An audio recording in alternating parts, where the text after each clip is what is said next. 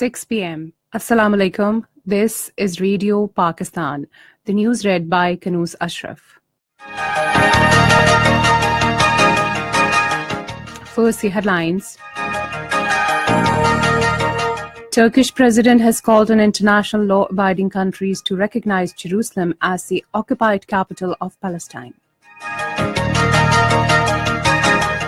Presidents of Palestine and Somalia in a meeting with Prime Minister on the sidelines of OIC summit in Istanbul have agreed to further strengthen relations. Minister for Planning says political stability and continuation of policies are prerequisite to accelerated growth and prosperity of the country. Minister for Power has said government is going to introduce competitive bidding in the power sector to ensure supply of low-cost electricity to consumers. The bodies of Second Lieutenant Abdul Moeed Shaheed, Sipai Basharat Hussain Shaheed were laid to rest in Lahore and Danur, Gilgit today.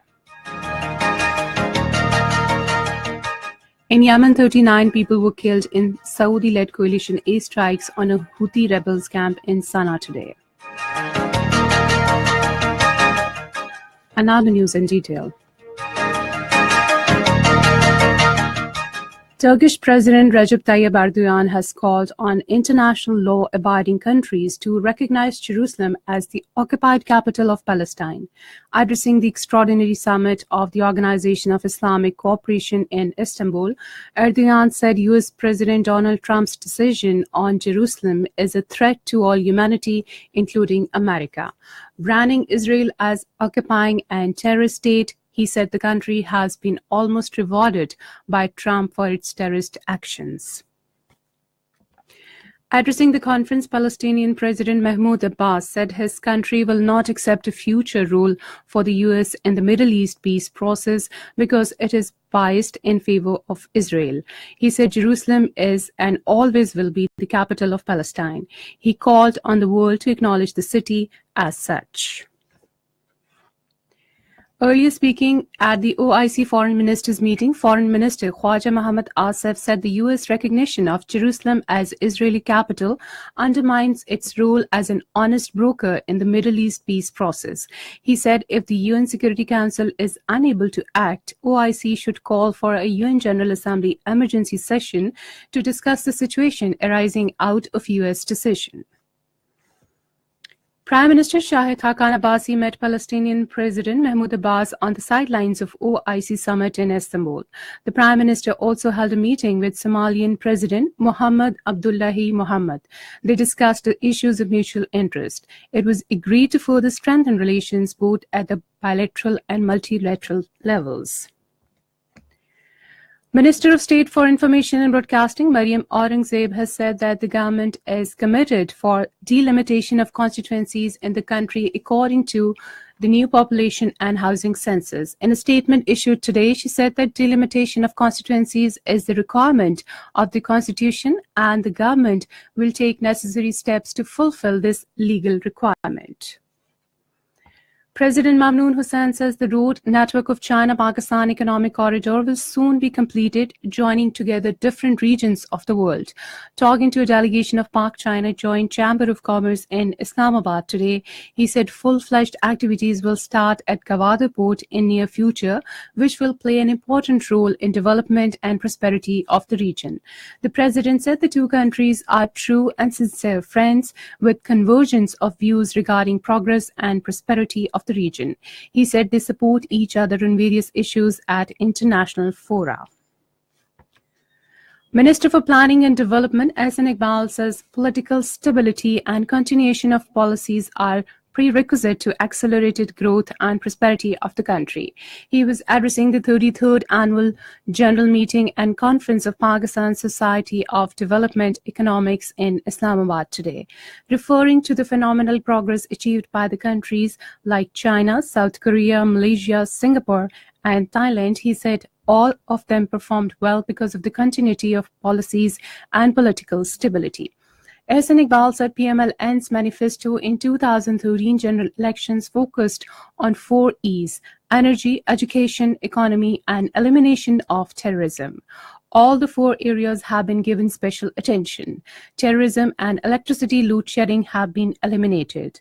Later talking to newsmen, Ehsan Iqbal said the country's exports have already started showing positive trend and there would be more improvement in exports with adjustment in exchange rate.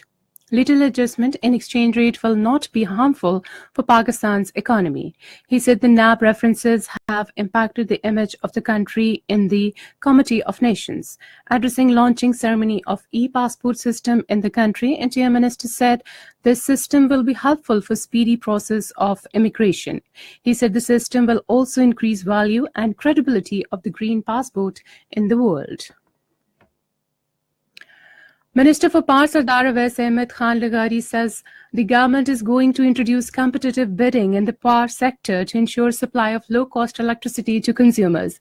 Addressing a news conference in Islamabad this afternoon, along with Minister of State for Power Abid Sher Ali, he said for this purpose the ministry has decided to hold an open bidding in wind energy, solar energy, and biomass sector. He said in the process of bidding, only those private companies will be considered that will provide cheap electricity to our consumers. The minister said due to the endeavors of the incumbent government, the generation of electricity is more than that of demand.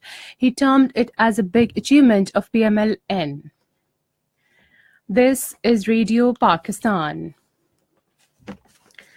The body of 2nd Lieutenant Abdul Mueed Shaheed was laid to rest at Cavalry Ground, Shahada Graveyard in Lahore today. Earlier, his funeral prayers were offered at Ayub Stadium, Lahore. 21-year-old Abdul Mueed from Northern Light Infantry Unit was martyred along with a Sipahi in a terror attack in North Waziristan yesterday. Corps Commander Lahore Lieutenant General Amir Riaz, DG Rangers Punjab Major General Azhar Naveed, Station Commander Pak Navy Commodore SM Shehza, Lord Mayor Lahore Mubashir Javed, and other prominent personalities attended the funeral prayer. Sipahi Basharat Hussain, Shaheed of Northern Light Infantry Regiment, was also laid to rest at the Noor, Gilgit today. His namaz-e-janaza was offered at Okshandaz in the Noor. Chief Minister Hafizur Rahman, Commander Force, Commander Northern Area, Major General Saqib Mahmood Malik, DG Gilgit-Baltistan Scouts, Brigadier Ibrar Ahmed, IGP Sabir Ahmed, and other civil and military officials attended his funeral prayers. The Senate, when resumed its session today, offered Fatiha for the departed souls of 2nd Lieutenant Abdul Mueed and Sipahi Basharat, who were martyred in North Waziristan. Leader of the House, Raja Zafrul Haq, led the Fatiha. The opposition continues to boycott the proceedings of the National Assembly over non-presentation of FATA reforms bill. At the outset today, the opposition staged walkout from the House. PPP leader Naveed Qamar said it is collective decision of the opposition parties that they will not attend the proceedings of the House until FATA reforms bill is introduced in the House.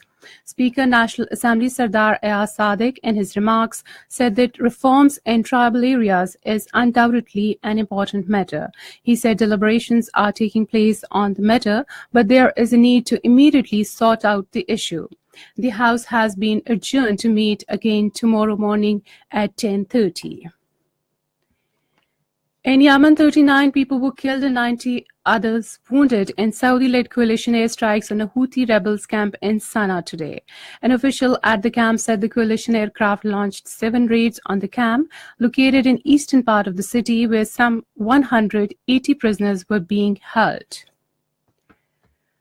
The United Nations has offered its help to Myanmar government to create an environment for safe and dignified repatriation of Rohingya refugees to their homes. The offer was made by UN Under-Secretary General for Political Affairs Jeffrey Feltman while briefing the Security Council on developments in Myanmar. He said the repatriation and reconciliation policies will fail without accountability and non-discriminatory rule of law and public safety measures to address the fears and distrust among the communities in Rakhine. Jeffrey Feltman urged all Myanmar leaders, including in the military, to condemn incitement to racial hatred and violence. The United States has termed Russian President Vladimir Putin's announcement of a major withdrawal of troops from Syria and his declaration of victory against Islamic State group as premature. A White House National Security Council spokeswoman said, "We have repeatedly seen in recent history that a premature declaration of victory is followed by a failure to consolidate military gains, stabilize the situation, and create the conditions that prevent terrorists from re-emerging." And finally, the weather report.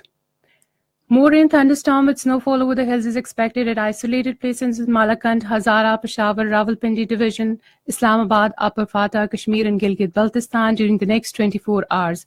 Weather will remain cold in Sindh and Balochistan. Foggy conditions are likely over plain areas of Punjab and Upper Sindh during night and morning hours. And that is the end of the news. For more news and analyses, log on to our website radio.gov.pk and watch live video streaming on the link facebook.com Radio Pakistan News Official.